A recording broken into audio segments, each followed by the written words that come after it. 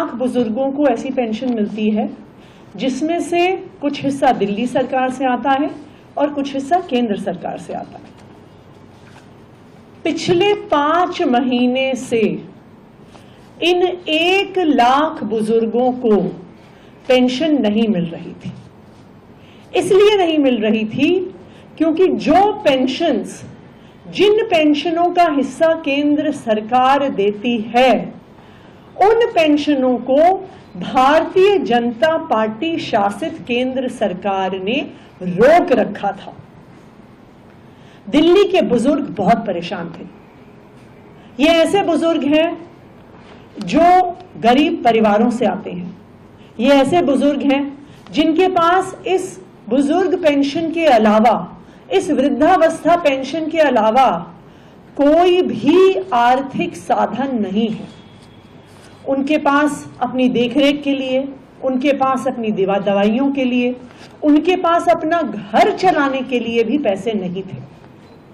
मेरे पास अक्सर ये बुजुर्ग आते थे, कभी हमारे घर में आते थे, कभी मेरे ऑफिस में आते थे। ये बुजुर्ग हमारे अलग अलग विधायकों के पास जाते थे। दिल्ली के ये 1 लाख बुजुर्ग पिछले 5 महीने से बहुत परेशान थे। इनको लग रहा था कि इनकी देखरेख करने वाला इनका बेटा अरविंद केजरीवाल जेल में है और इसी वजह से उनकी पेंशन रुक गई है और इसी वजह से उनके लिए लड़ने वाला कोई नहीं है, उनको पेंशन दिलवाने वाला कोई नहीं है। लेकिन मैं दिल्ली के इन 1 लाख बुजुर्गों को बताना चाहती हूं कि चाहे आपका बेटा अरविंद केजरीवाल जेल में है, लेकिन जेल में होने के बावजूद भी उनको दिन रात दिल्ली के बुजुर्गों की, जिनको वो अपना माता पिता मानते हैं, उनकी चिंता रही है। पिछले कुछ महीनों में मैं जब भी उनसे मिलने गई हूं तो उन्होंने एक चीज हर बार पूछी है कि बुजुर्गों की पेंशन आई कि नहीं आई। उन्होंने हर बार चिंता जताई है कि उनके माता पिता, दिल्ली के बुजुर्ग, दिल्ली के 1 लाख बुजुर्ग परेशान हैं और उनकी पेंशन नहीं आ रही है।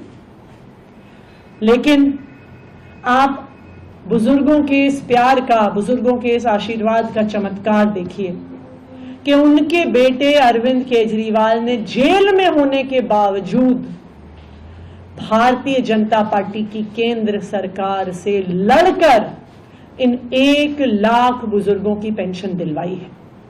मैं इन 1 लाख बुजुर्गों को बधाई देना चाहती हूं कि जो पेंशन अप्रैल के महीने से रुक गई थी, वो 1 लाख बुजुर्गों की पेंशन अब आना शुरू हो गई है।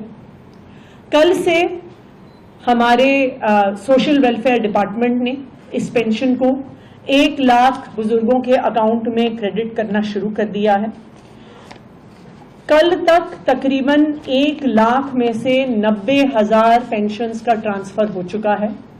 तो आज से अगर बुजुर्ग अपना बैंक अकाउंट चेक करेंगे तो उनके अकाउंट में ये पैसा क्रेडिट हो गया होगा। तो जो भी उनके खर्चे हैं, जो वो नहीं कर पा रहे थे, जिसकी वजह से वो परेशान थे, अब वो अपने बैंक से पैसे निकाल के वो खर्चा कर सकते हैं। जो बचे हुए 10,000 पेंशनर्स हैं, 90,000 की कल शाम तक क्रेडिट हो गई थी। जो बाकी 10,000 पेंशन्स बची हुई हैं, वो आज दिन में सोशल वेलफेयर विभाग द्वारा दिल्ली के बुजुर्गों के बैंक अकाउंट में क्रेडिट कर दी जाएगी।